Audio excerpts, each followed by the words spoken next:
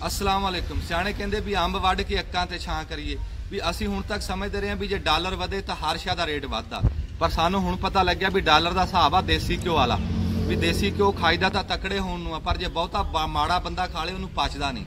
भी डॉलर जदों पौने 200 दा सी उदों नरमा 11,000 नूं विकदा रहा ते हुण डॉलर 300 दा ते नरमा 6-7 हज़ार ते फिरदा।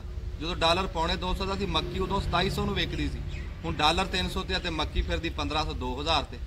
दुध उदों भी 120 का सी, हुण भी 120 का। झोने ने ते दुध ने इनू मन्निया नहीं डॉलर नूं, इन्हां दे रेट दे उत्थे दा उत्थे ही है।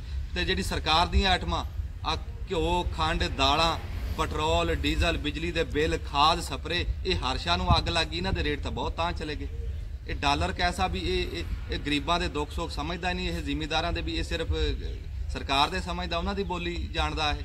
ये तां उस हिसाब आ कोई बंदा पाकिस्तानी चला गया सऊदीआ, उत्थे जाके नसवार कढ़ के रोड़ी बना के रखन लगा, उतो यकदम शुरता आ गया तो उहदे मूँह चों निकलिया अस्तगफिरुल्लाह, नाल ही उहने रोड़ी रख ली। शुरता कहंदा यार क्या बात आ माशाअल्लाह, नसवार रखण दी भी दुआ हुंदी।